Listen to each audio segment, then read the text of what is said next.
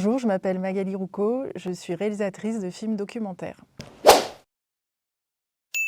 Qu'est-ce qui t'a donné envie de te lancer dans le cinéma? J'ai fait un Master 2 de réalisation documentaire et pour obtenir le diplôme, il fallait faire un film personnel, un film de fin d'études.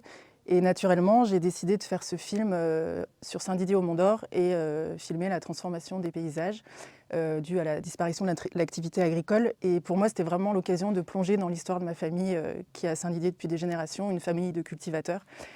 Ceci n'est pas une guerre vient de sortir. Qu'est-ce que tu as le plus aimé dans la réalisation de ce film? D'abord parce que c'est une co-réalisation. C'est un film qui a vraiment été fait dans l'urgence. Donc l'urgence, c'était le printemps 2020, au moment de la pandémie de Covid-19. Et on s'est lancé avec Eric John dans la ville confinée, où tout le monde était chez eux. Enfin, tout le monde était obligé de rester chez eux. Et vraiment, voilà, cette expérience de tourner pendant 3 mois dans une ville déserte, apocalyptique, à la fois effrayante, mais aussi merveilleuse. Et surtout, je garde le sentiment d'avoir été privilégiée de pouvoir naviguer comme ça dans la ville et d'essayer de comprendre ce qu'on vivait. Qu'aimerais-tu que les spectateurs retiennent de ce film? Alors, j'aimerais qu'ils s'en souviennent avec émotion, qu'ils se souviennent de leur rire et aussi de leurs larmes, mais peut-être surtout du rire, parce que c'était vraiment une volonté qu'on a eue avec Eric John Bretmel, c'est de ne pas faire un film lourd et d'essayer de transcender la gravité de ce moment et de ce qu'on vivait en quelque chose de drôle, de burlesque. Quel message voulais-tu faire passer?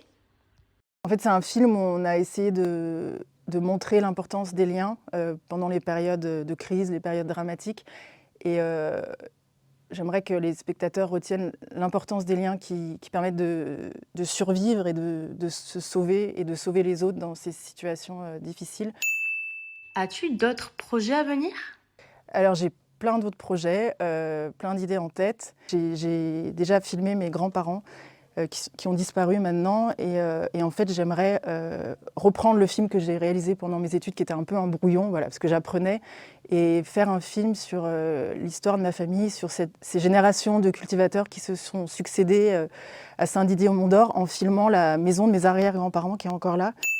Où peut-on retrouver Ceci n'est pas une guerre? Le film est sorti en salle et c'est vraiment quelque chose auquel on tenait, que le film puisse être vu comme une expérience collective. Et comme il ne peut pas rester éternellement en salle, il sera disponible sur des plateformes et dont Univers Ciné.